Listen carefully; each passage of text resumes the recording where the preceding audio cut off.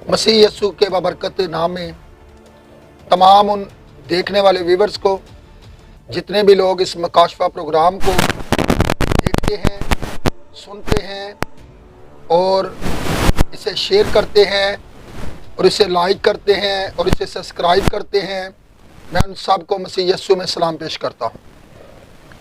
आज हम फल के बारे में आपको अपने इस तीसरे क्लिप के अंदर बताएंगे, ताकि आप इस क्लिप के बारे में, इस फल के बारे में जो है, इस तीसरे क्लिप के अंदर जो है आप इस बात के बारे में जान सकें।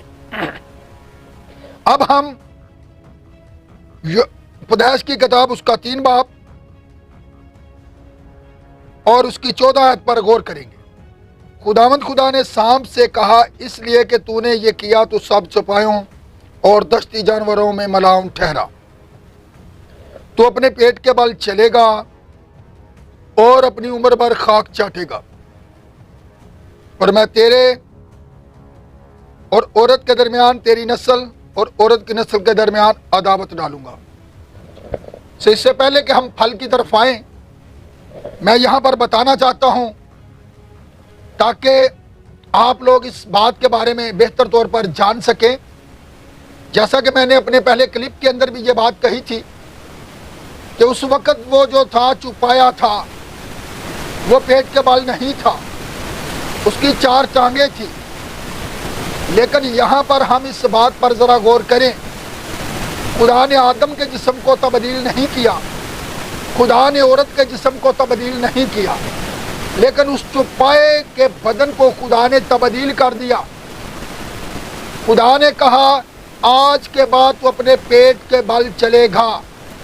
जब गुनाह सरजद हो चुका था, जबकि उसकी नस्ल आ चुकी थी, तो यहाँ पर देखें, खुदा ने उसके बदन को तब्दील कर दिया और उसे पेट के बल चलने वाला बना दिया। लेकिन इससे पहले कि वो पेट के बल चलता, उसकी नस्ल का पहले जिक्र हुआ है। अगर आप गौर करना चाहें तो इस आयत पर गौर करें, तो यहां पर लिखा हुआ है, गौर कर लें जरा। तो यहां पर लिखा है, मैं औरत के दरमियान और तेरी नस्ल। अब पहले उसकी नस्ल का जिक्र हो गया, लेकिन औरत की नस्ल के जिक्र बाद में आ रहा है, लेकिन पहले सांप की नस्ल का जिक्र आया है। और यहां पर आज हम इस बात के बारे में जानें कि आखिर खुदा ने उसके जिस्म को क्यों तब्दील किया है, इसकी वजूहात क्या थी, मकसद क्या था, क्यों उसके बदन को तब्दील किया गया है, उसे पेट के बल क्यों कर दिया गया। जरा बाइबल के इस बात पर गौर कीजिए और उसकी नस्ल पर भी गौर कीजिए। और मैंने अपने इससे पिछले क्लिप्स के अंदर मैंने ये बात कही थी कि उपदेश की किताब 49 बाब, हम जरा वहां पर भी थोड़ा गौर करेंगे और इस फल पर जरा गौर करेंगे कि क्या है, ताकि हम बेहतर तौर पर इस बात के बारे में जो है जान सकें। हवाला मैं इसलिए पढ़ना चाहता हूं ताकि आप खुद भी जो है इस पर गौर करने वाले बने।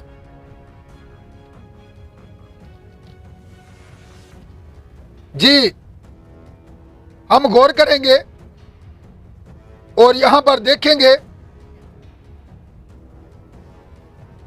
उपदेश की किताब उसका 49 बाब, वहां पर क्या लिखा हुआ है। जी, यहां पर लिखा हुआ है उसकी 3 आयत पर, आए रोबन, तू मेरा पेलोठा, मेरी कुवत और मेरी शाहजोरी का पहला फल है।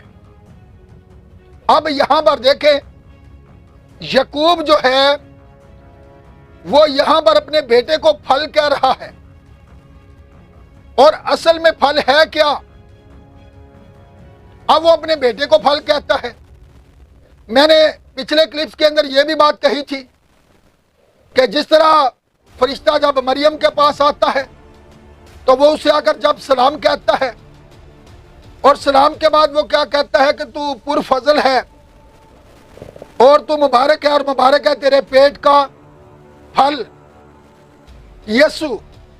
اب یہاں پر دیکھیں، عورت کی نسل کا جو ذکر تھا 4000 سال کے بعد، جو کہ عورت کی نسل کا ذکر باغ عدن کے اندر ہوا تھا کہ میں تیری نسل اور عورت کی نسل کے درمیان کیا کروں گا؟ عداوت کو ڈالوں گا۔ اب عورت کے پیٹ کا پھل تو ہمیں نظر آیا، اس کنواری کے پیٹ کا پھل تو ہمیں نظر آیا، لیکن آج ہم ذرا ابلیس کے پھل پر بھی غور کریں تو ابلیس کا پھل کون سا تھا؟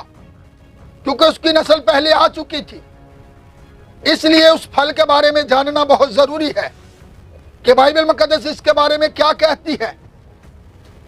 اس لیے رسول کہتا ہے قائن کی مانند نہ بنے جو کہ اس شریر سے تھا۔ اس لیے اب خدا نے جو تھا آدم کو اپنے ہاتھوں سے بنایا تھا۔ آدم تو شریر نہیں تھا، لیکن یہ شریر کون تھا؟ اس لیے آپ بائبل مقدس کے اندر خود تحقیق کریں تاکہ آپ اس کے بارے میں جان سکیں کہ آخر یہ پھل کون سا تھا جو لیا گیا تھا۔ اور بہت سے لوگ یہ کہہ دیتے ہیں، پیدائش کی کتاب 4 باب کا بھی حوالہ دے دیتے ہیں کہ آدم اپنی بیوی کے پاس گیا اور وہ حاملہ ہوئی۔ لیکن میں یہاں پر یہ بات بتانا چاہتا ہوں تاکہ آپ بہتر طور پر جان سکیں کہ وہاں پر قائن کا مطلب ہے حاصل کرنا،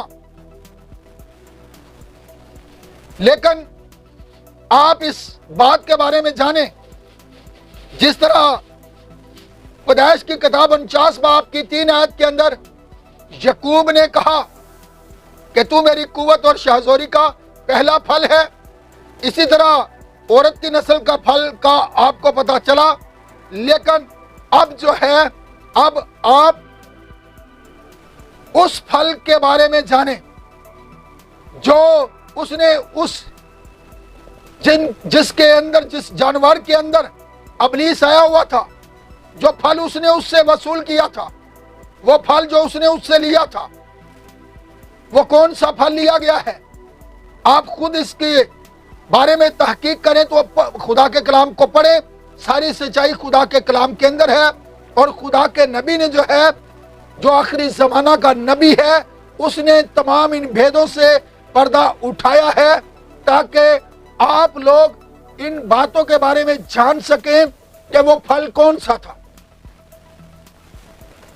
میں یہاں پر یہ بات کہنا چاہتا ہوں، باقی باتیں ہم اگلے کلپس کے اندر آپ کو بتائیں گے، اور آپ اس کلپس کو سنیے گا بھی، شیئر بھی کیجئے گا، اور اس سے جو ہے سبسکرائب بھی کریں، اور جتنے لوگ اس پیغام کو، خدا کے کلام کو جو کہ آخری وقت کے اندر عطا کی گئی ہیں، جو کہ خدا نے اپنے بندہ نبی کے وسیلہ ظاہر کی ہیں، ان کو لائک بھی کریں اور اسے سبسکرائب بھی کریں، اور اسے دوسروں کے ساتھ شیئر بھی کرتے رہیں تاکہ خدا کا کلام جو ہے پھیلتا رہے۔